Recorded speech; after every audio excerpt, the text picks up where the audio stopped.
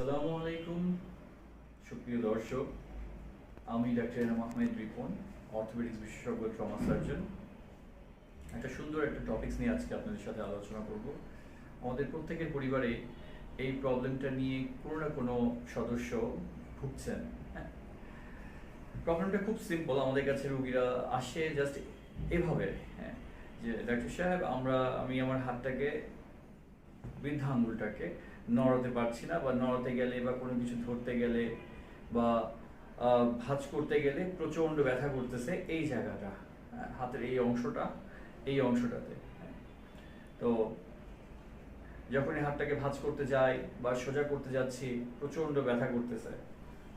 তো আমরা ছোট্ট একটা পরীক্ষার মাধ্যমে, ফিঙ্কেল স্টেইন টেস্ট বলে, আমরা সেই পরীক্ষার মাধ্যমে কিন্তু আমরা খুব সহজেই প্রবলেমটাকে ডায়াগনোসিস করতে পারি। আর এই ধরনের প্রবলেমগুলো হলে দেরি না করে অবশ্যই আমাদের কাছে আসবেন।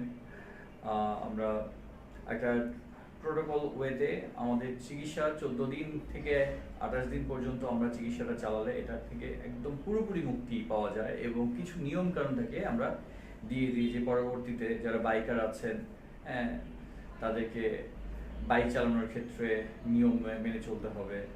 যারা মহিলারা ঘরের কাজ করেন, বিশেষ করে যারা কাপড় চেপেন, রুটি বেলেন, হ্যাঁ, তারপরে বিভিন্ন ভত্তা ছানা, বা যারা গ্রাম অঞ্চলের মানুষের মহিলারা যারা একটু মাটি ছানা বা গোবর ছানা এই ধরনের কাজগুলো করেন, হ্যাঁ, মোট কথা হচ্ছে যে বৃদ্ধ আঙ্গুলের উপর চাপ বা অন্যান্য আঙ্গুলের উপর চাপ পড়ে এরকম যে সমস্ত কর্মকাণ্ডগুলো আছে, এগুলো থেকে বাকিটা জীবন তাকে নিরাপদ থাকতে বা দূরে থাকতে বলা হয়, যে এই কাজগুলো কম করবেন বা এগুলো না করাটাই বেস্ট।